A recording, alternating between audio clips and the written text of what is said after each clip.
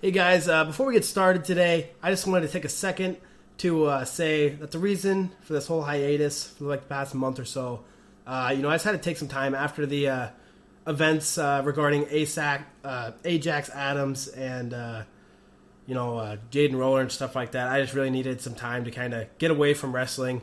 I'm sure you guys could be able to tell that on my social media and stuff, I haven't really been posting much about anything besides trying to move forward with the rugged stuff, just because I can't really let that slide.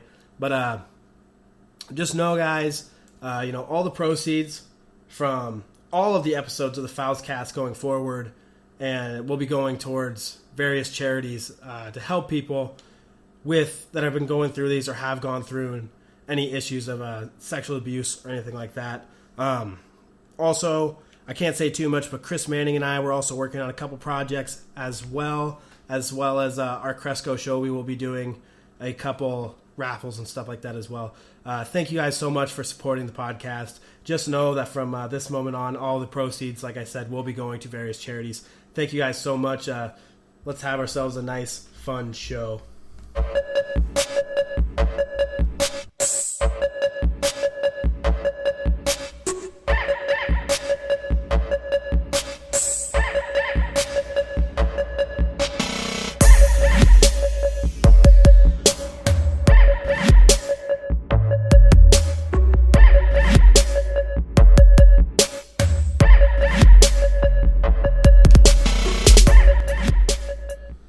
Ladies and gentlemen, welcome to the FoutsCast. Today we are going to be doing a pre-show coverage of the March 30th. Oh, you thought it was over, RUGGEDpro event. I am joined today by the prettier half, if you will, side of Flex Appeal, Tyler Jones. How you doing today, Tyler? I'm doing marvelous, Austin Fouts. I'm ready. I'm ready to get rugged. March 30th, Impala Ballroom. I'm taking on... I'll wait till later. No, we'll talk about it later. This show, this is kind of was supposed to be the second show in RUGGEDpro history, but, just after some events and stuff like that, it didn't quite pan out. Mother Nature. Yeah, Mother she Nature. Was cruel this year. Yeah, that's Mother Nature and just some poor choices on people in management at some of our fine businesses here in Marshalltown.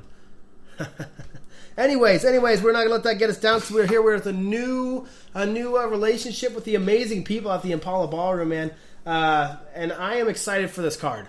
I'm looking at this as a blessing that the January show didn't happen, because we are going to make a pretty darn big impact with this March card. We better just jump right into it, huh? Let's do it. Let's jump right into it.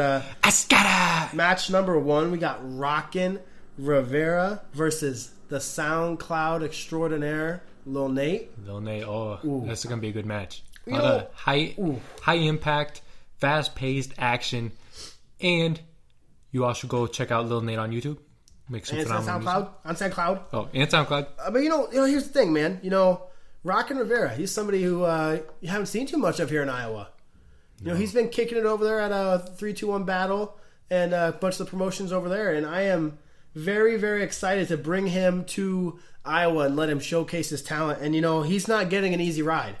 We're throwing him in there with Lil frickin' Nate. Lil Nate, he graduated from the same class as us at the Impact Pro Training Academy. I don't know where this ego came along, but, man, He also did a little bit of training with Michael Elgin. He did, But, it's... Nate, he does have an attitude, but he can also back it up 110%. And Nate is somebody that, and I don't know, who knows? There might be a little bit of Captain Midnight with him. Who knows? He can talk the talk, and he can sure walk the walk. Yeah, he can walk the trap, and he can run it right back. That's what's up. That's nice. I like that. That's something that, and this match, and I want to sit here, and I want to be able to, pick who's going to win each match, Right. I want to throw our predictions down, and let me tell you, this one's a hard one. Right. This one's a hard decision because, just the two contrasting styles and just, if... Can I give you my prediction first? Who's Ty got first? I'm sorry, Lil Nate. You're my boy. I'm going to go with Rivera. Ooh. And here's why.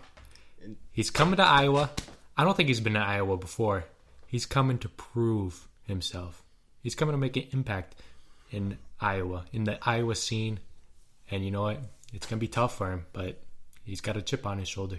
I'm almost the other way. Are you because, really? I'm having to go with my boy Lil Nate, and it's solely because he's on his home turf. Maybe. Nate, he got his start here in comfy? Iowa. It's exactly. I don't want to say comfy. I don't want to say comfy, but he is comfortable.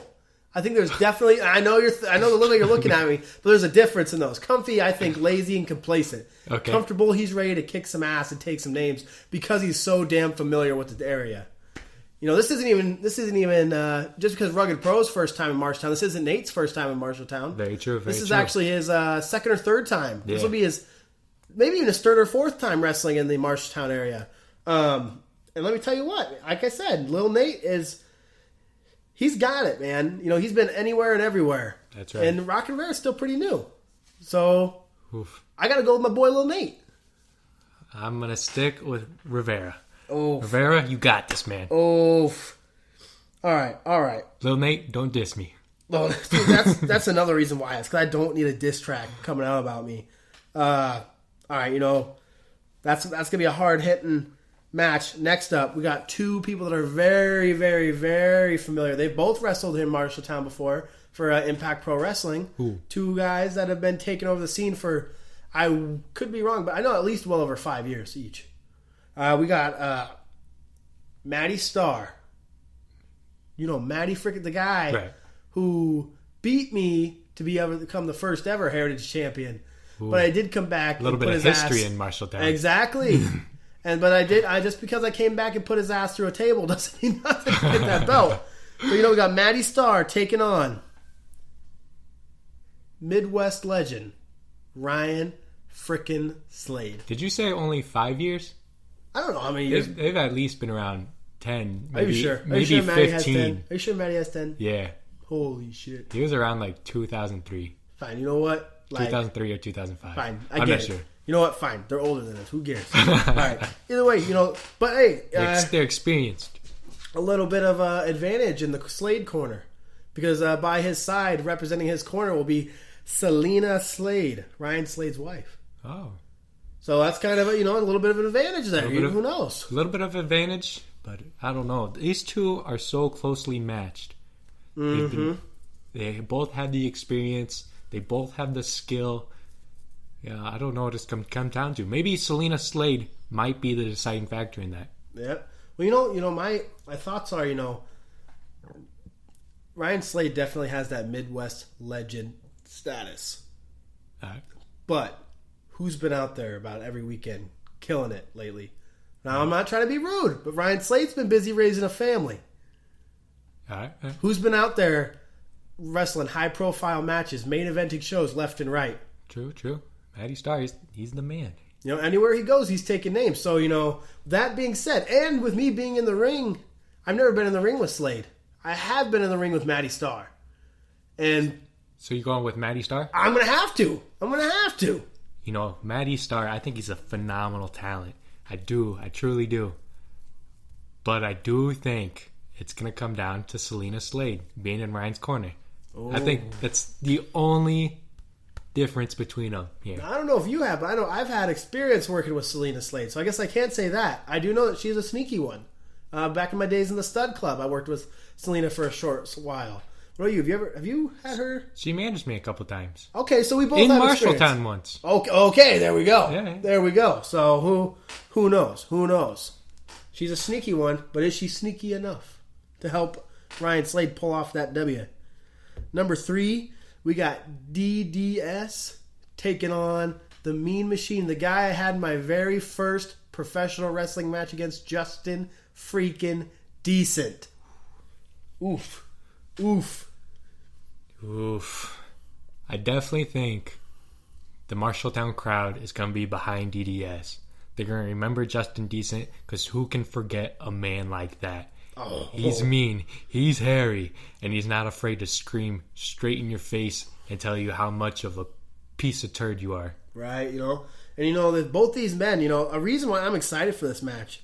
The reason I'm excited for this match is you got Justin Decent, who's helping train over at the Impact Pro Wrestling Training Academy. You got DDS, who's running Kaiju Attack over there in Illinois. Two very, very, very... they're up there. They've proved themselves. That's why they're in the positions they're in. This match is two ring generals going in there. But you know what? There can only be one. That's right. Not everybody can be playing follow leader. So who's going to end up proving that they are the supreme talent in Marshalltown, Iowa that night? Who's your pick, Jones? Who's your pick? Oof. Here's how I'm going to see it. Here's how I see it right now.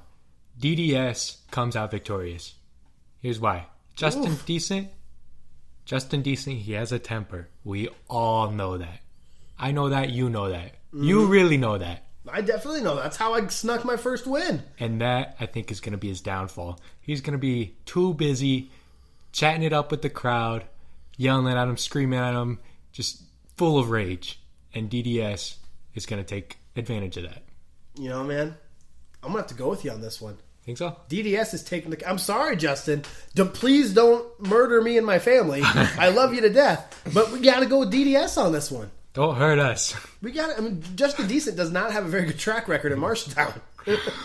So, I'm going with DDS, man. I have to.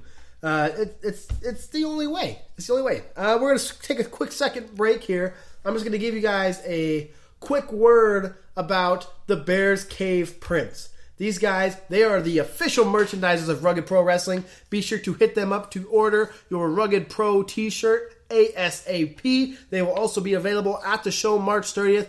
Get them while you can, baby. Ooh, I am excited. Whew. Back to business. Back to freaking business. All right, we've already talked about 3 matches. We talked about Ryan Slade, Matty Starr. We talked about Rockin' Rivera, Little Nate. We talked about DDS and Justin Decent. Now we're moving on to some tag team action. We know a little bit of thing about tag team action. You freaking betcha.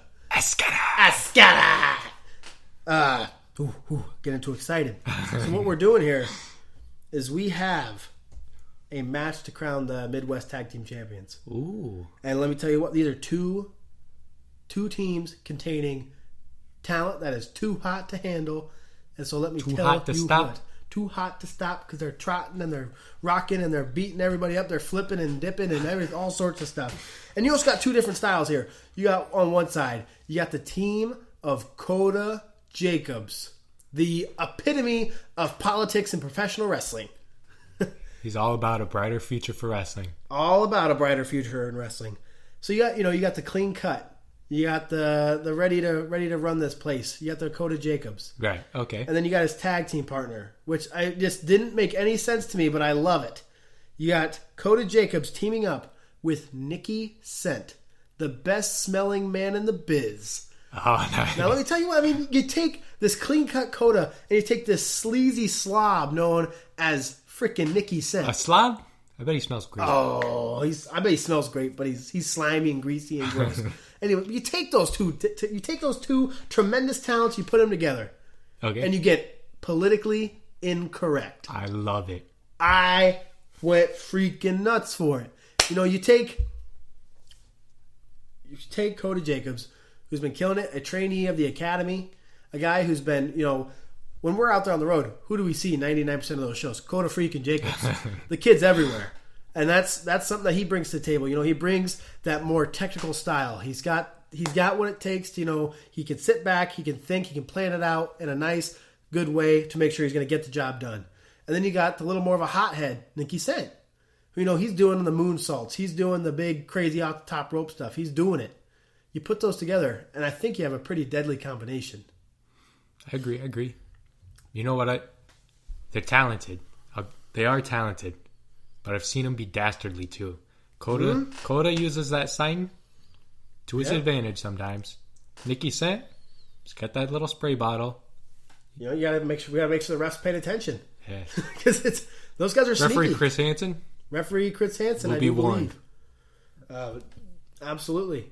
Another thing, I guess I know we're putting these guys over huge, but who are they taking on, man?